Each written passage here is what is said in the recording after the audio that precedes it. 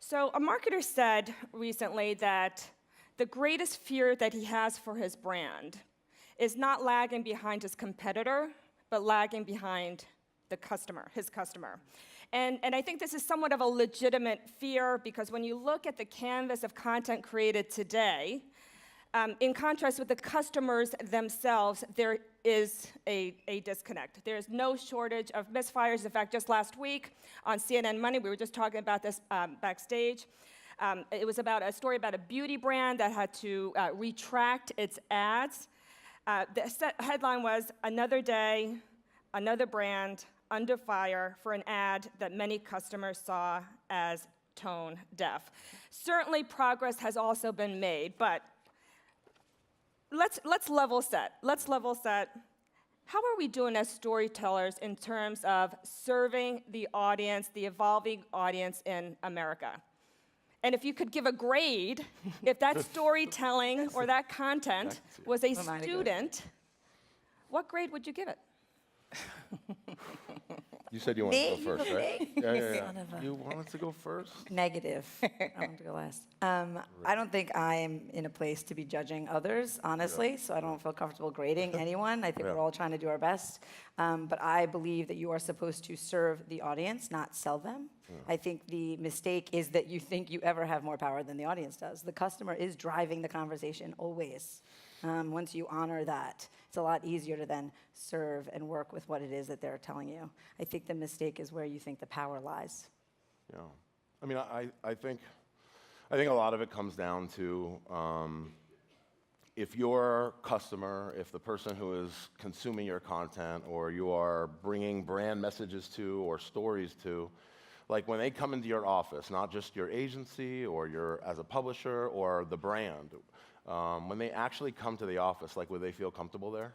Like, is it like a place that they'd want to hang out? Like the conversation that we had backstage about, you know, different parts of our lives. Like, is it a relatable situation for them? Would they feel awkward there? And, you know, if they would, and if there's not people in your office that reflect the audience, like, your content's going to come out awkward. You can't always get it right. I can't agree with that. I mean, that's an understatement because I think so many people are interested in diverse audiences, yet their staff aren't diverse. Like, you can't make great content and serve different audiences if the people that are making this content and making the decisions aren't also sort of, you know, come from different worlds and backgrounds, and, you know, that's just like a no-brainer. Yeah.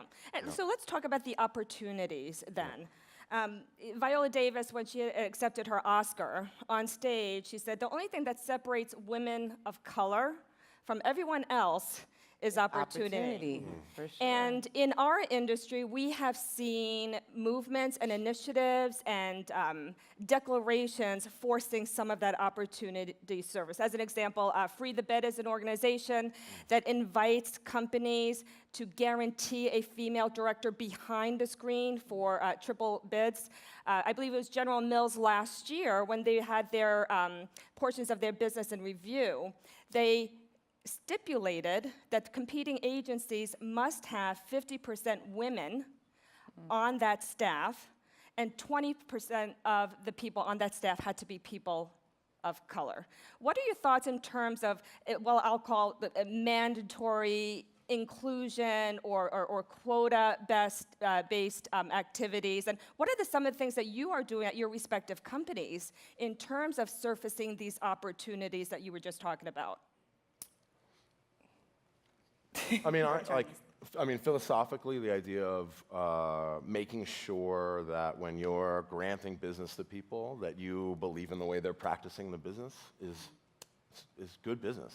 You know, if you know that you're going to be under fire and people are watching what you're doing, making sure your company reflects the audience and the country and where we want the country to be, you know, is an important part of building an environment that's going to breed creativity and that's going to breed great work. So I think that's super important.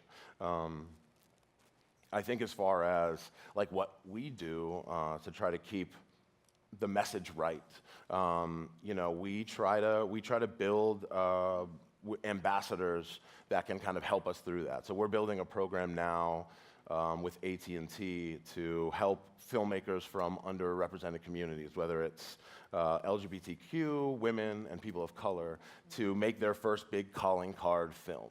And to do that, we're not just bestowing them the money and saying, go do it. We're working with great people who have broken through in the industry to help mentor these filmmakers. So they're able to kind of bestow their strength, wisdom, and hope to make sure their projects go well and they're considered. So I think, if you focus on it, you can do it. And Billy, how do you think about your success as a success metric? Like, it's working or it's not working, or when do you feel, what are the cues if it's derailing? How do you get back?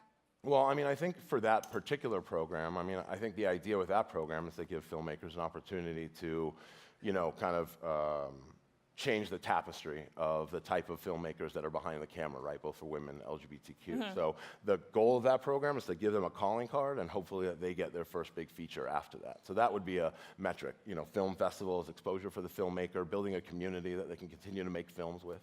That's kind of a success metric for that program. Yeah, yeah. I mean, for us, the Refinery 29, it's millennial women, and that's what's in the office everywhere. Yeah. When it comes to diversity, we had to start asking everyone internally, well, what does diversity mean to you? It can't not just be the color that's on the page. How are we talking about culture? And what can we be doing better? Our metric is the audience, trust me. Social generation. I know when we're doing something wrong, and how quickly can we adapt and do more.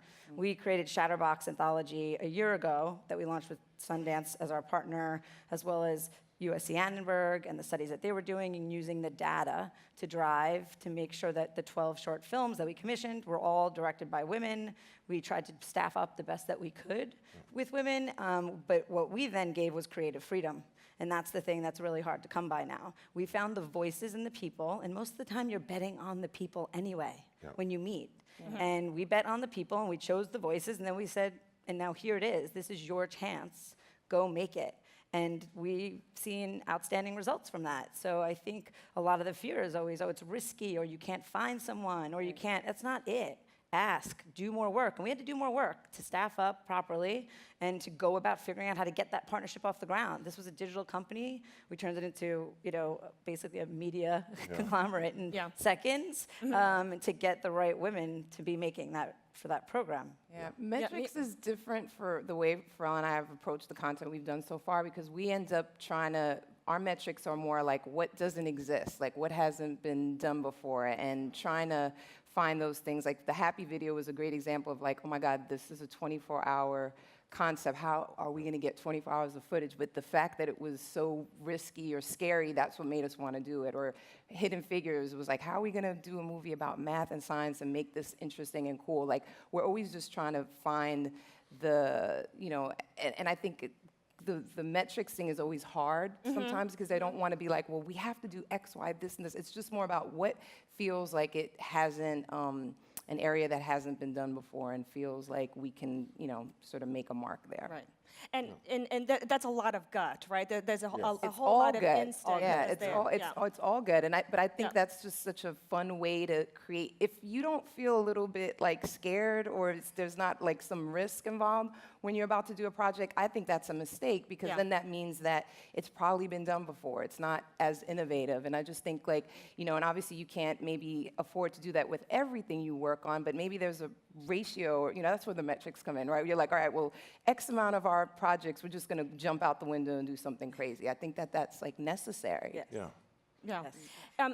A lot of the brands, and there's the gut, and there's the other part of it, which is a guarantee. For the brands that we have in the audience who have, invest a certain amount of money in certain platforms, certain programmings, as creators, how do you reconcile the artistry of the gut versus the guarantees that are sometimes required on the investment side? And Billy, I know this is something that you had talked about. Like, how do you reconcile that as creators? And this is for anybody. Yeah, we work really hard to hedge, which is to say, we don't just come up with a great idea and say, oh, this is right for the community, this is right for this community, this is right for the creative, and like, if we build it, they will come, right? Yeah. Like, you have to build ways to iterate, learn, test, and be willing to kind of change things up as you go.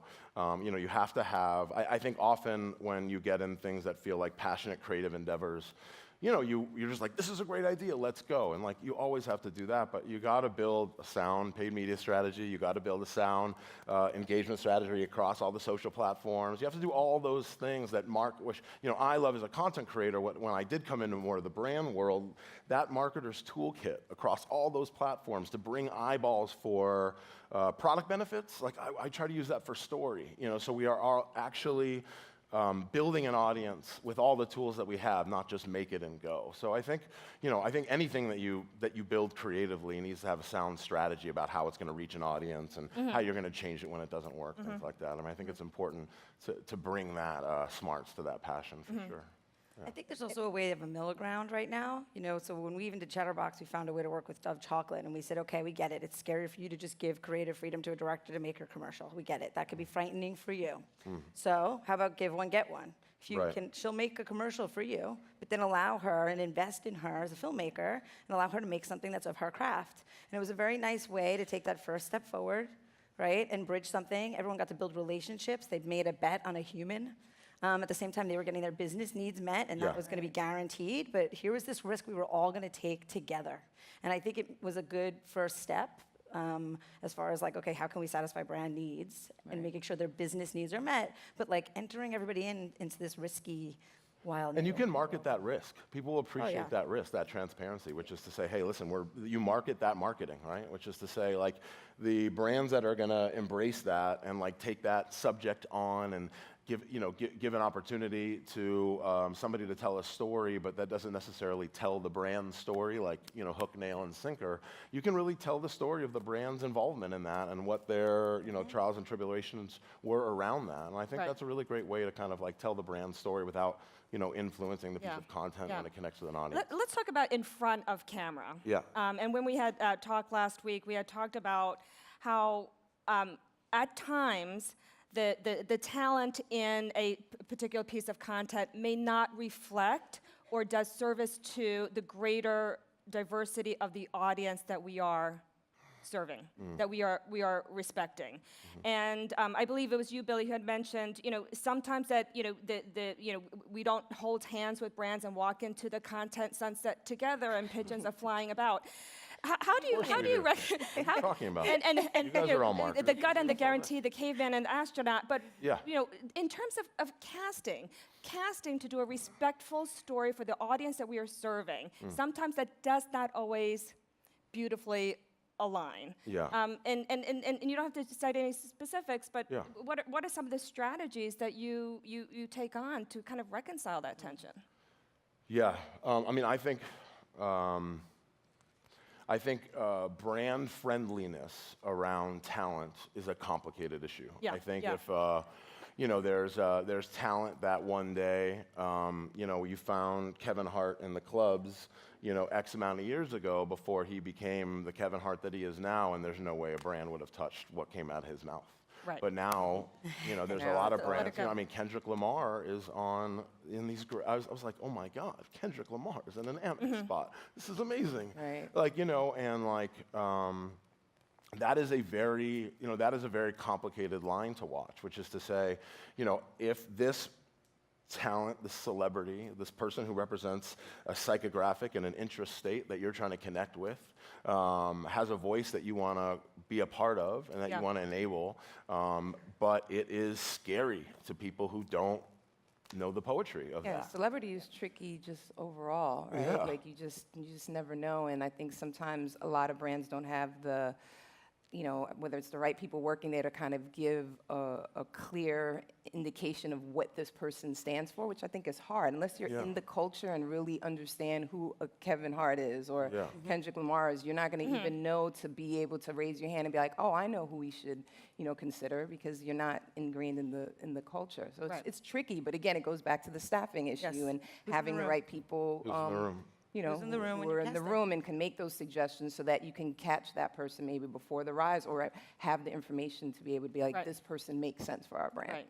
So who's in the room with you when you're making casting decisions? Casting decision? Yeah. Well, it depends on the project, right? Like, I mean, for all the stuff we've done, whether it's been movies or TV, I mean, it's mostly me and just, you know, and obviously the director and maybe other producers if we have other producers, partners in the project. But it's, you know, I don't know, it goes back to, I feel bad sometimes saying this all the time because a lot of the decisions that I make are really just based on gut. Like, Yeah. it's really based on my experiences and the people that I know and the people that I talk to. I'm a born and raised New Yorker, so like I'm always studying people. I come from journalism, so I think that is what informs a lot of my decision making. I'm just, you know, whether it's casting or whatever, you know. Yeah.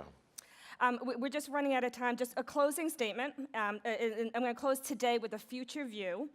By 2020, more than half of the nation's children are expected to be part of an ethnic or minority group. In 15, 20 years, there will not be a majority in America. In light of this future audience, finish the sentence for me. As creators in service to our audience, our job one is to... Say it again. Say it again. As creators in service to our audience, what is our number one job? What is our obligation to them? Gosh, that's a hard question. I don't hard to know. I answer mean, in a so many manly way. things, but what comes to mind, say it one more time. So much for clarity. As creators in service to our audience, Yeah. what is our number one job that we should be doing for them? Inspiring. Inspiring, Billy? Yeah, I think we just have to push new, you know. Push new? Yeah. Amy? Taking risks. Taking risks. There you have it. Yeah. Thank you very much. Cool. Thank you.